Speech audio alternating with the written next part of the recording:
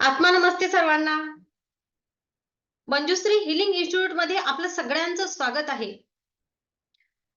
मी Manjushri, reiki grand masters, tarot reader, angel therapist, crystal therapist, pranic healer,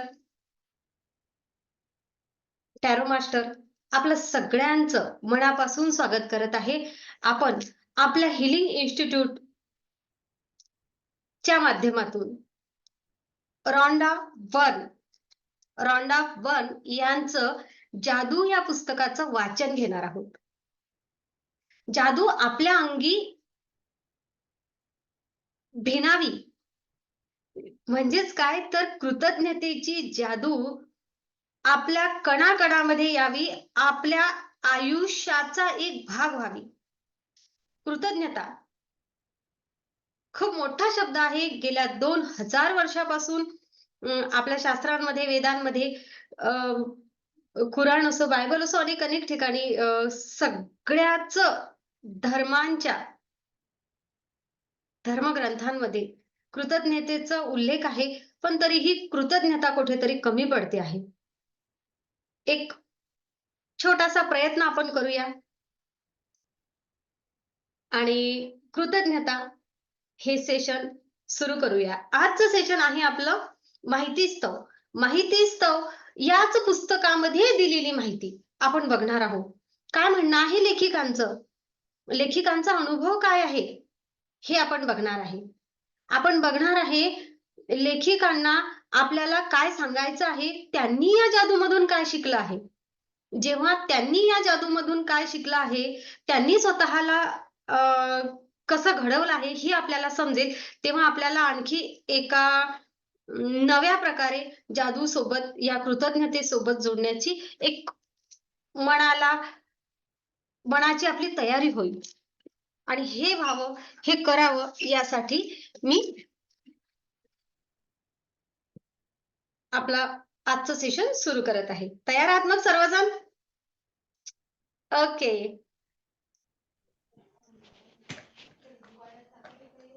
तर please mute करा. तुमच्या माईकचा आवाज येतोय मागून, म्यूट करा सगळ्यांनी. कोणाच्याही माईकचा आवाज मला येऊ देऊ नका.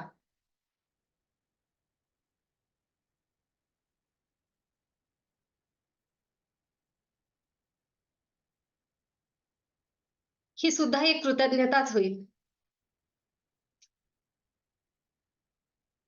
बघा, लेखिका विचारतायत आपल्याला की तुमचा जादूवर विश्वास आहे का?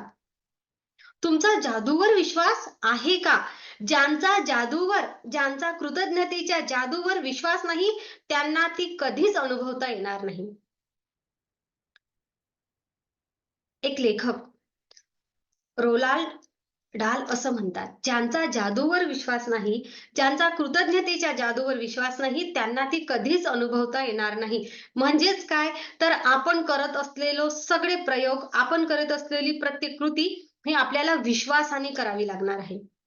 पूर्ण 100% विश्वास आपल्याला त्या सर्व कृतींवर द्यायचा आहे. बघा, आपल्याला लहानपण जर आपण आपला आठवायचा प्रयत्न केला, तर साधा चंदा मामा आपल्याला दिसला की आपल्याला खूप आनंद व्हायचा. छोटे-छोटे तिथली ज्याला आपण म्हणतो फुलपाखरू दिसलं की आपल्याला आनंद व्हायचा. पण आता आपण जसं-जसं मोठं होत आहे, तसं-तसं आपल्याला छोट्याशा गोष्टींवरनी आश्चर्य होतं का? नाही होत. तेव्हा आपल्याला अनेक गोष्टींचं आकर्षण होतं. आता आपल्याला नाही राहत. बघा, एवढंच नाही तर लहानपणी आपला साधा दात जरी पडला ना, दात पडला तरीही आपल्याला एक उत्तेजित वाटायचं, हो, दात पडला आणि तो एका विशिष्ट ठिकाणी ठेवला की आपली मागणी पूर्ण होते. असं कुठेतरी आपण ऐकलेलं असायचं. कारण कारण आपल्याला प्रत्येक गोष्टीमध्ये कृतज्ञता होती आणि त्या अनेक जादूंवर अनेक गोष्टी घडतात बाबा, या गोष्टींवर आपला विश्वास होता. एवढंच नाही तर बघा, नाताळचा सण असतो ख्रिसमसला कुठून एक जादूमय रात्र असते ती. त्या रात्रीमध्ये सांता क्लॉज येतो आणि तो सांता प्रत्येक मुलाला गिफ्ट देतो. बरोबर. मुलांच्या लहानपणी मुलांना समजतही नाही खरंच हे सांता कोण आहे? आपल्याला गिफ्ट कसं येतं? काय येतं? काहीच नाही. पण फक्त आणि फक्त त्यावर विश्वास असतो, की आज आपण झोपलो म्हणजे आपल्याला सकाळी काहीतरी गिफ्ट मिळणार किंवा आजच्या रात्री आपल्यासाठी काहीतरी विशेष असणार. तो विश्वास असतो आणि प्रत्येक मुलाचा तो विश्वास पूर्ण होतो. असेच ही काय आहे, तर जादू म्हणजे अशाच प्रकारे अशाच प्रकारे एक विश्वासावर घडणारी प्रत्येक गोष्ट आहे. आपण लहान असताना आपल्याला असं वाटत होतं, की येणारा प्रत्येक दिवस हे आपल्यासाठी काहीतरी नवं घेऊन येणार आहे. तो उत्साह होता. पण तो उत्साह आता कुठेतरी कमी झाला आहे आणि तो कमी होण्याचं कारण एवढंच, की आपल्यामधील कृतज्ञता, आपला विश्वास कुठेतरी कमी झालेला आहे आणि तो आपल्याला वाढवायचा आहे. म्हणून हा सगळा खटाटोप या सगळ्या गोष्टींची सुरुवात आपल्या ग्रंथांमध्ये, प्रत्येक धर्मग्रंथांमध्ये, पवित्र प्रत्येक ग्रंथामध्ये 2000 वर्षापूर्वीपासूनच झालेली आहे. याचं मूळ तेथे आहे. फक्त आज आपण याचा शास्त्रशुद्ध पद्धतीने आणि आध्यात्मिक दृष्टिकोनातून अभ्यास करणार आहोत. काय आहे? एक जर विचार केला ना, तर बघा बायबलमध्ये एक गोष्ट लिहिलेली आहे. मी तुम्हाला सांगितलं प्रत्येक धर्मग्रंथाचा इथे उल्लेख येणार आहे. प्रत्येक. ज्याची इच्छा आहे त्याला विपुल प्रमाणात मिळणार आणि ज्याची इच्छाच नाही, त्याच्याकडे जे आहे ते सुद्धा हिरावून घेतलं जाणार. म्हणजेच काय, तर हा उतारा वाचल्यानंतर आपल्याला कुठेतरी असं वाटू शकते, बाबा हा तर अन्याय आहे. कारण यामधून असं सांगितलं जातं, की श्रीमंत लोक हे अधिकाधिक श्रीमंत होत जातील आणि गरीब हे आणखी गरीब होत जातील. मग याचा अर्थ काय? याचा अर्थ असा आहे, यामध्ये हे गूढ असं आहे, की ज्या यामधलं गूढ फक्त आणि फक्त कृतज्ञता आहे. ज्याच्याकडे कृतज्ञता आहे म्हणजेच काय मला जे मिळालेलं आहे, जी श्रीमंती आहे, जे काही आहे त्याबद्दल मी आभारी आहे. त्याबद्दल माझा एक कृतज्ञतेचा भाव आहे. तर या कृतज्ञतेच्या भावामधून मला माझ्याकडे जे आहे त्यामध्ये भरभराट करण्याची आपोआपच एनर्जी मिळते. आणि ज्याच्याकडे कृतज्ञता नाही, त्याच्याकडे आहे ते सुद्धा हिरावून घेतलं जातं. म्हणजेच कृतज्ञता नाही, तर तेथे काय आला? अहंकार आला, अहम आला, मी आला. बरोबर? आणि मग आपण शास्त्रशुद्ध पद्धतीने विचार केला, तर तुम्हाला माहिती आहे, की ज्याच्याकडे कृतज्ञता नाही, सहजपणे त्याच्याकडे जे आहे, ते सुद्धा हिरावून घेतलं जातं. हा नियम आहे. हा काही मी सांगते म्हणून नाही, तर हा सर्वीकडे असलेला नियम आहे.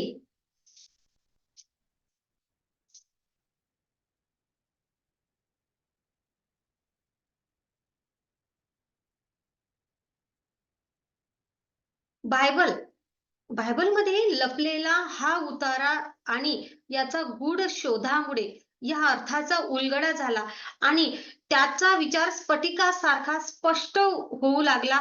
कुठेतरी गूढ उकललं गेलं आणि या शब्दाची नोंद झाली. त्याला होऊन 2000 वर्ष झाली. बघा, जर कृतज्ञ राहण्यासाठी तुमच्याकडे वेळ नसेल, कोणी केलेले उपकार तुम्हाला आठवत नसतील, तर तुम्हाला आणखी कधीच काहीही मिळणार नाही. जर कोणीतरी तुम्हाला अडचणीच्या वेळी मदत केली आहे आणि तुम्हाला खरंच त्या गोष्टीची जाण नाही, तुम्हाला त्या गोष्टीबद्दल कृतज्ञता नाही, तर खरंच तुम्हाला पुन्हा कोणीतरी मदत करायला येणार नाही. आणि जर तुम्ही कृतज्ञ असाल, तर तुम्हाला मिळालं आहे ते आणखी मिळेल. एवढंच नव्हे तर विपुल प्रमाणात मिळेल. आणि या वचनाची पूर्तता संपूर्ण सेशनभर, पूर्ण 1 महिनाभर आपण करणार आहोत. आणि त्यासाठी आपल्या प्रत्येकामध्ये कृतज्ञता असायला हवी. कुराणामध्ये सुद्धा कृतज्ञतेचं हे वचन अत्यंत परिणामकारक पद्धतीने व्यक्त करण्यात आलेलं आहे. आणि लक्षात ठेवा, परमेश्वराची आकाशवाणी झाली आहे, ज्यानं जाहीर केलं, "तू जर कृतज्ञ राहिलास, तर मी तुला अधिक देईन. पण जर काय तू कृतघ्नपणे वागलास, तर मात्र माझी शिक्षा खरोखर कठोर आहे." आपण कुठल्याही धर्माचे असू देत, आपण कुठल्याही पंथाचे असू देत किंवा आपण धर्म मानत असू किंवा नसू. परंतु प्रत्येक धर्मग्रंथातील हा शब्द आपल्या प्रत्येकाला लागू होतो, कारण हा विज्ञान, हा जो शब्द आहे कृतज्ञता, हा शब्द विज्ञानाचा आणि विश्वाचा मूलगामी सिद्धांत आहे.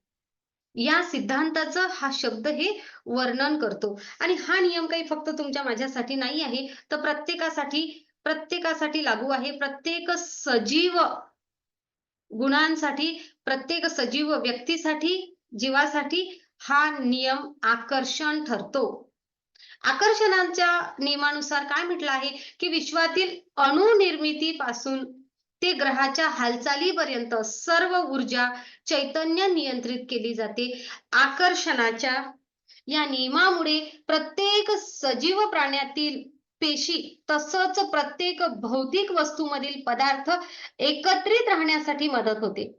तुमच्या जीवनात तुमचे विचार आणि भावना हेही एक चैतन्य ऊर्जा असल्यामुळे काय म्हणते आहे, की तुमच्या म्हणजेच आपल्या सगळ्यांच्या जीवनामध्ये विचार आणि भावना हे सुद्धा एक चैतन्य आहे, एक ऊर्जा आहे, ज्याला आपण एनर्जी म्हणतो आणि त्यामुळे आकर्षणाच्या नियमानुसार हे चालवले जातात.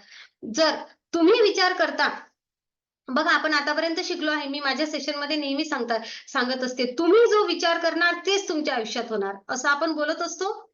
नक्कीच बोलत असतो. हो. आपण नेहमी बोलतो, की तुम्ही तुमच्या आयुष्यामध्ये जो विचार करणार आहे, तेच तुमच्या आयुष्यामध्ये घडणार आहे. मग या नियमानुसार मला माझं काम आवडत नाही, माझ्याकडे पैसे पुरेसे नाही आहेत, माझा जोडीदार परिपूर्ण नाही, पैसे नसल्यामुळे माझे बिलं मिळत नाही किंवा किंवा अनेक माझी योग्यता लोकांनी ओळखलेली नाही. मला काय हवं होतं लोकांनी मला समजून घेतलं नाही. माझ्या आई-वडिलांसोबत माझं जमत नाही. बरोबर किंवा एवढंच नव्हे, तर माझे मुलं माझी समस्या आहेत, म्हणजेच काय माझे मुलं माझं ऐकतच नाहीत.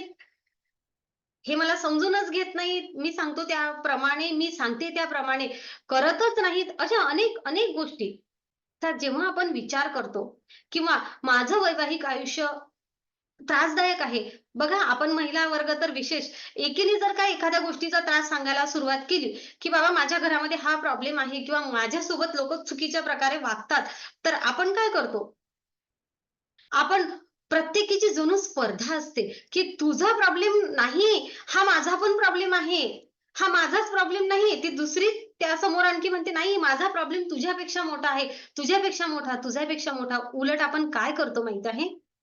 जेव्हा आपण अशा सगळ्या नकारात्मक गोष्टीबद्दल विचार करतो, तुझ्यामुळे माझ्या आयुष्याचा विचका झालाय, असं आपण म्हणतो. तुझ्यामुळे अशा ज्या सगळ्या गोष्टी आपण करत असतो, त्यामुळे काय होते, तर तेच अनुभव पुन्हा-पुन्हा आपल्याला यायला लागतात. आकर्षणाच्या नियमानुसार आपण ज्या गोष्टीवर लक्ष आपलं केंद्रित करतो, त्याच गोष्टी आपल्या आयुष्यामध्ये पुन्हा-पुन्हा घडतात.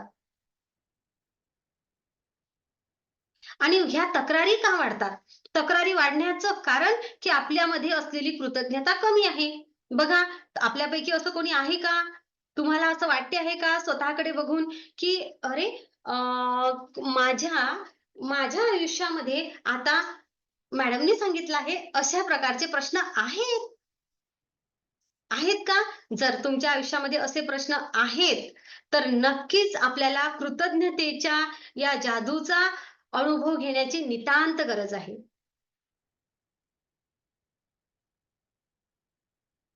कारण आपलं लक्ष आपल्या आयुष्यामधील तक्रारींकडे आहे. बघा, याच सोबत आपल्याकडे जे आहे त्याबद्दल आपण कृतज्ञ असू तर? मला माझं काम खूप आवडते. जे काही काम मी करत आहे ना, आज मी जेथे आहे तेथे मी खूप आवडते. पुन्हा मी खूप आवडते. माझ्या कुटुंबाचा मला आधार आहे. बघा तुमच्या कुटुंबाचा तुम्हाला आधार असो किंवा नसो, पण खरोखर अंतर्मनामधून आपल्या कुटुंबाप्रती आपल्याला आधार आणि आदर दोन्हीही असतेच. पण आपल्या वाक्यांमधून जर आपण हा विचार केला तर माझ्या कुटुंबाचा मला आधार आहे. आपल्या सुट्ट्या मजेत जातात. मला आजचा दिवस माझा छान जात आहे. आजचा दिवस माझा छान गेला. दिवसभरामध्ये खूप साऱ्या गोष्टी घडतात. घडतात ना? एक वेळ पुरुष मंडळी ऑफिसला निघून गेल्यानंतर दिवसभरामध्ये महिला मंडळाच्या आयुष्यामध्ये खूप साऱ्या गोष्टी घडतात. परंतु आपण येता बरोबर लक्ष कुठं केंद्रित करतो? त्यांना काय सांगतो? तर आज माझ्या आयुष्यामध्ये काय चुकीचं घडलं? बरोबर? किंवा आपल्या आयुष्यामध्ये खूप छान-छान गोष्टी घडतात, पण आपलं लक्ष असतं, की माझ्यासोबत काय चुकीचं घडलं? तर नक्कीच आपल्याला काय करायचं आहे? आपल्याला त्याऐवजी एक जरी गोष्ट आपल्या आयुष्यामध्ये चांगली घडली ना, त्या गोष्टीकडे लक्ष केंद्रित करायचं आहे. ठीक आहे, आज माझं एखादं काम झालं नाही, तर माझा आराम झाला का? आज मला भरपूर काम करावं लागलं, पण माझं भरपूर काम केलं, त्यामुळे माझे किती कामं मागे पडलेले पुढे निघाले. अनेक गोष्टी त्यामधून सकारात्मक आपण काढू शकतो. तर त्याकडे आपण लक्ष देऊया. बरोबर? अनेक गोष्टी आपण आपल्या आयुष्यामध्ये जे बोलणार त्या गोष्टी घडणार. म्हणून आपल्याला काय करायचं आहे, तर आपल्याला आकर्षण त्या गोष्टींचं करायचं आहे, काय-काय छान घडत आहे. आणि जेव्हा जेव्हा आपण अशा प्रकारे आकर्षण करूया, तेव्हा आपल्या आयुष्यामध्ये आनंद यायला खरोखर वेळ लागणार नाही. आपल्या आयुष्यामध्ये ह्या सर्व गोष्टी मला जे हवं आहे ते मिळणार. मला जे हवं आहे ते मिळण्यासाठी काय असेल? त्याची एक चाबी आहे. ती चाबी अशी आहे, की की मला जे हवं आहे त्या गोष्टीकडे माझं माझं लक्ष जायला हवं. आणि ते लक्ष जाण्यासाठी खरंच शोधता यावं. आता सगळ्यांना प्रश्न आलाय, "मॅडम असं नसते. माझ्या आयुष्यात काहीच चांगलं नाही." जेव्हा आपण जादूचं सेशन सुरुवात करतो ना, पहिले 2-3 दिवस असं वाटते, "नाही, माझ्या आयुष्यात खूप चांगल्या गोष्टी नाहीतच." पण जसं आपण पुढे जातो ना जादूची कृती करत, तेव्हा आपल्याला असं समजते, "अरे, माझ्या आयुष्यामध्ये किती चांगल्या गोष्टी होत्या." शेवटच्या दिवशी जर आपण त्या सगळ्या चांगल्या गोष्टी वाचून पाहिल्या ना, तर आपणच अचंबित होतो. एवढ्या सगळ्या गोष्टी माझ्या आयुष्यात चांगल्या असून माझं लक्ष कुठं होतं? जे एखादं काही माझ्या आयुष्यात नाहीये त्याकडे. आपल्या आयुष्याकडे आपला बघण्याचा दृष्टिकोन आपला सहजतेने बदलतो आणि हीच जादूची एक आपण म्हणू शकतो, की आपण जादूची ही एक आपल्याला समजलेली, उमजलेली, आपल्याला अनुभवायची असलेली एक ज्याला म्हणू शकतो आपण कृती आहे, की मला माझ्या आतमध्ये आहे. माझ्याकडे सगळं आहे.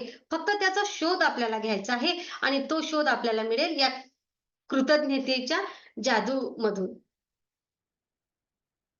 न्यूटन न्यूटनचा नियम माहिती आहे ना आपल्याला, की यांनी वैज्ञानिक शोध लावले आहेत आणि विश्वातील गतीच्या मूलभूत नियमांचा समावेश न्यूटन यांच्या शोधामध्ये आहे. त्यामध्ये एक नियम आहे. प्रत्येक क्रियेला नेहमी त्याच्या विरोधी आणि समान प्रमाणात प्रतिक्रिया असते. सायन्स म्हणते. न्यूटनचा नियम म्हणतो, प्रत्येक क्रियेला त्याच्या विरोधी किंवा समान प्रमाणामध्ये प्रतिक्रिया असते. मग न्यूटनच्या मी सांगितलंय तुम्हाला विज्ञान आणि अध्यात्म एकत्रित आपण या पुस्तकामध्ये आपल्याला एकत्रित दिलं आहे. बरोबर? वैज्ञानिकदृष्ट्या समजून घ्या. तीच गोष्ट तुम्ही आध्यात्मिकदृष्ट्या समजून घ्या. त्याच गोष्टीचा तुमच्यावर मानसशास्त्रानुसार काय परिणाम होते, मानसिकतेवर काय होते, हे पण तुम्हाला नक्कीच आपल्या सेशनमध्ये समजणार आहे. न्यूटनच्या नियमानुसार जर आपण कृतज्ञतेच्या या विषयाला जर हा नियम आपण लावला ना, तर त्यानुसार आपल्याला असं म्हणता येईल, की ज्यावेळी तुम्ही एखाद्याला धन्यवाद देता, तेव्हा त्याच्यावर प्रतिक्रिया म्हणून तुम्हालाही समोरच्याकडून धन्यवाद मिळणार आणि तुम्ही जेवढी कृतज्ञता दिलेली असते, तेवढीच ती तुम्हाला परत मिळते. याचा अर्थ याचा अर्थ असा, की कृतज्ञतेच्या या क्रियेमध्येच ती मिळण्याची प्रतिक्रिया असते. म्हणजे आपण जे देणार तेच आपल्याला मिळणार. जितकी भरभरून आपण कृतज्ञता व्यक्त करू, तितकी सखोल आणि तितकीच किंबहुना त्यापेक्षा अधिक कृतज्ञता, त्यापेक्षा जास्त चांगल्या भावना त्या बदल्यात आपल्याला मिळणार.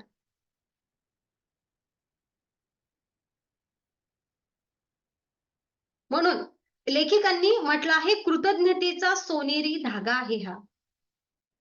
हे माझ्या मागे गोल्डन व्हायब्रेशन्स आहेत ना, असे समजूया आपण. आपण जर कृतज्ञता व्यक्त केली ना, तर आपला ऑरा असा होईल, आपल्याकडे येणारे व्हायब्रेशन्स सुद्धा असेच होतील. हजारो वर्षापासून जर मानवजातीच्या सुरुवातीच्या काळापासूनच्या नोंदी जर आपण पाहिल्या, तर त्याही काळामध्ये कृतज्ञतेची ताकद प्रवचनांमधून, उपदेशांमधून सांगितली जात होती आणि ती आचरणातही आणली जात होती. ही शिकवण आहे. पुढे अनेक शतकांपासून ज्ञात राहिली आणि एका खंडामधून दुसऱ्या खंडामध्ये ही शिकवण संस्कृतीच्या माध्यमातून पुढे जात राहिली. मग ख्रिश्चन, इस्लाम, ज्यू म्हणजेच यहुदी, नंतर मग बौद्ध, शीख आणि हिंदू या मुख्य धर्माचा कृतज्ञता हाच गाभा आहे. कृतज्ञता हाच प्रत्येक धर्माचा गाभा आहे. मोहम्मद पैगंबर काय म्हणाले होते माहिती आहे, की मिळालेल्या विपुलतेबद्दल ची कृतज्ञता म्हणजे ती विपुलता पुढेही मिळत राहील याची हमी असते. मोहम्मद पैगंबरांनी म्हटलं होतं, मिळालेल्या विपुलतेबद्दलची कृतज्ञता म्हणजेच ती विपुलता पुढेही मिळत राहणार याची हमी असते. बुद्ध म्हणाले होते, कृतज्ञता आणि आनंद कृतज्ञता आणि आनंद याशिवाय तुमचे इतर कोणतेही ध्येय असू शकत नाही. प्रत्येक धर्माचं वाक्य सांगते तुम्हाला. लाओ त्सू म्हणाले होते, तुम्ही जर आहे त्या गोष्टीमध्ये आनंद मानाल, तर सगळं जग तुमचं आहे. आहे त्या गोष्टीमध्ये जर तुम्ही आनंद मानसाल, तर सगळं जग तुमचं आहे. याचाच अर्थ तुमच्याकडे जे नाही, ते सुद्धा तुम्हाला मिळणार. श्रीकृष्ण श्रीकृष्ण म्हणाले होते, मला जे देव केले होते, त्याचा मी आनंदाने स्वीकार करतो. म्हणजे मला जे मिळालं, श्रीकृष्ण माहिती आहे ना तुम्हाला श्रीकृष्णाला काय मिळालं मानव जन्मामध्ये? जन्मच तर कुठे? कारागृहामध्ये झाला. त्यानंतर काय? त्यानंतर काय? त्यानंतर काय? आपल्या सगळ्यांना माहिती आहे. त्यांनी म्हटलं आहे, की मला जे मिळालं, त्याचा प्रत्येक गोष्टीचा मी आनंदाने स्वीकार करतो. किंग डेव्हिड यांनी स्वर्ग आणि पृथ्वी यामधील प्रत्येक गोष्टीचं संपूर्ण विश्वाचं आभार मानावेत, कृतज्ञता व्यक्त करावी असं म्हटलं आहे. पृथ्वीवर असलेल्या प्रत्येक गोष्टीची, या विश्वामध्ये असलेल्या प्रत्येक गोष्टीची म्हणजेच या संपूर्ण विश्वाचा आपण आभार मानायला हवेत. कृतज्ञता व्यक्त करायला हवी असं म्हटलं होतं. आणि जिझस जिझस प्रत्येक चमत्कार करण्यापूर्वी आभार मानायचे. जेव्हा त्यांना कुठलाही चमत्कार करायचा असेल किंवा कुठलाही प्रयोग करायचा असेल, तेव्हा ते अगोदर आभार मानायचे. अगदी ऑस्ट्रेलियातील मूळच्या रहिवाशांपासून ते आफ्रिकेमधील आणि जुलू लोकांपर्यंत, अमेरिकेतील नवाखो आणि अनेक लोकांपर्यंत स्वदेशी त्या ठिकाणच्या परंपरांचे मूळ कृतज्ञता हेच आहे. तुम्ही जगाच्या कुठल्याही कोपऱ्यामध्ये जा, असं लेखिकांना म्हणायचं आहे. तुमच्या आनंदाचं मूळ हे काय आहे? तर कृतज्ञता आहे. आणि जेव्हा आपण आपल्या मुळांसोबत घट्ट असतो, कुठलेही झाड असो, त्या झाडाचा गाभा मोठा असेल, पण जेव्हा त्याची मुळं तेवढे खोलवर असतात, तेव्हाच ते झाड मोठं होऊ शकते आणि पक्कं राहू शकते. आपल्याला माहिती आहे. मग आपल्या आयुष्याच्या आनंदाचं मूळ काय आहे? तर कृतज्ञता. आणि हे जे मूळ आहे, हे जे रूट्स आहेत, ते रूट्स आपण जर कमकुवत ठेवले, तर आपण तेवढे मोठे होऊ का? आनंद तेवढा मोठा होणार का? नाही होणार. म्हणून कृतज्ञता हेच मूळ आहे. लेखिका म्हणतात, सकाळी तुम्ही झोपेतून जेव्हा जागे होता, तेव्हा तुम्हाला मिळालेल्या जीवनाबद्दल आणि शक्तीबद्दल सकाळच्या सूर्यप्रकाशाचे आभार माना. तुम्हाला मिळणाऱ्या अन्नाबद्दल आणि जीवनातील आनंदाबद्दल कृतज्ञता व्यक्त करा.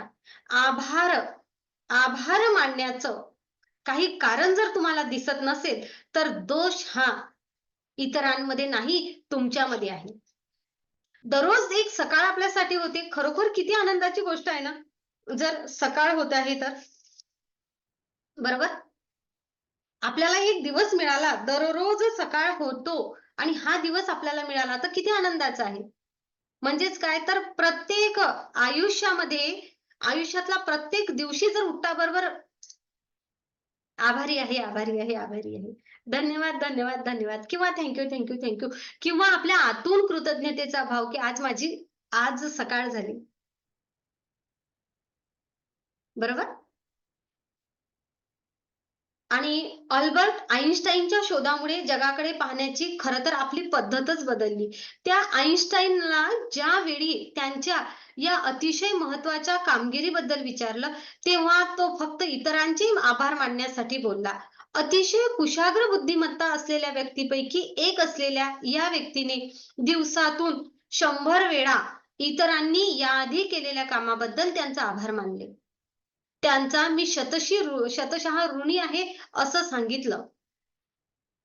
जीवनातील अनेक रहस्य अल्बर्ट आइन्स्टाईन यांना उलगडली होती. यात आश्चर्य वाटण्यासारखं काही आहे का?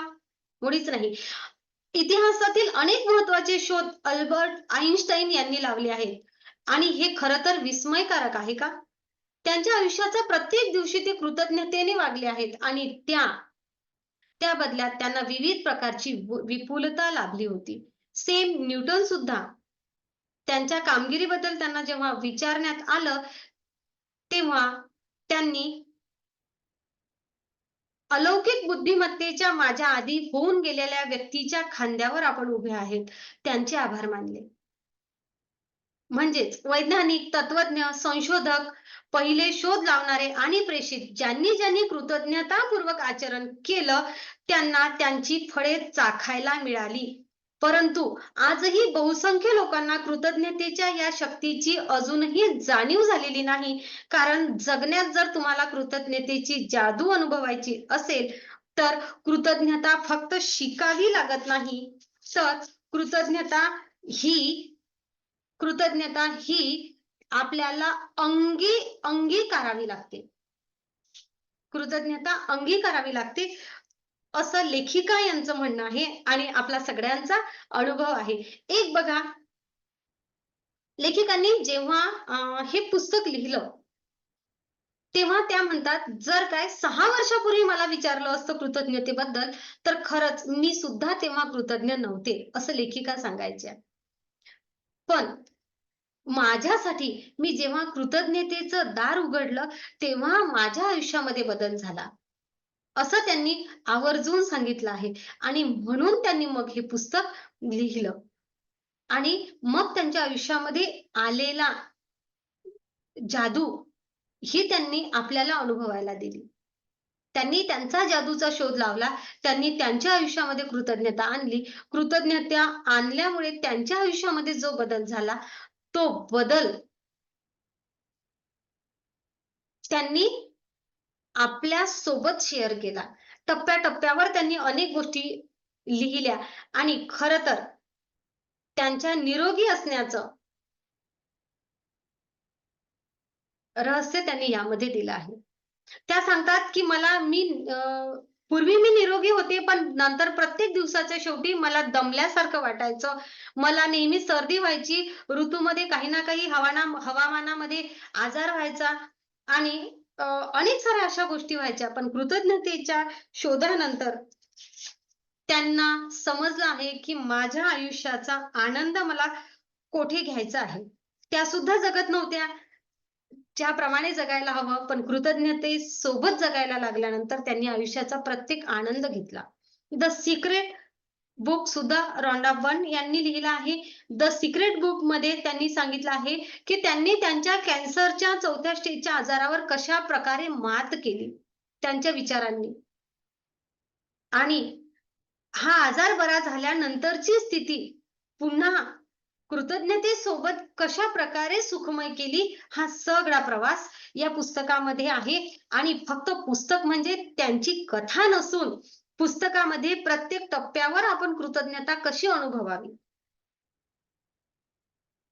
कृतज्ञतेसोबत आपली ओळख कशी करावी, एक एक प्रयोग कसा करावा, दररोज आपल्या आयुष्यातील आनंदाकडे आपलं लक्ष केंद्रित कसं करावं, हे सगळं सायंटिफिक दृष्ट्या, आध्यात्मिक दृष्ट्या आपल्यासाठी करून दिलं आहे. ओपन करून दिलं आहे. खरं तर लेखिका रॉन्डा बर्न यांचं खूप खूप आभार मानूया आपण. कारण त्यांनी आपल्यासाठी हे जे बुक दिलं आहे, हे बुक म्हणजे फक्त एक हे पुस्तक म्हणजे फक्त पुस्तक नसून,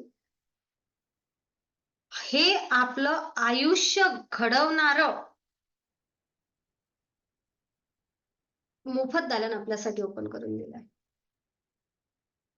जर कृतज्ञतेचा अभ्यास केला आणि खरोखर आपण आयुष्यभर कृतज्ञतेच्या सोबत आयुष्य जगलो ना, तर आपल्या आयुष्यामध्ये दुःख, निराशा, चिंता कधीही राहणार नाही. आरोग्य संपन्न समृद्ध आयुष्य आपण जगणार. तर नक्कीच आपण सर्वजण या प्रवासामध्ये सोबत आहोत. पुढील 28 दिवस आपण हा प्रयोग सोबत करणार आहोत. दररोज संध्याकाळी 8 ते 8:40 मिनिटापर्यंत. काही प्रश्न असतील तर नक्की विचारू शकता. काही अडचण असेल तर विचारू शकता.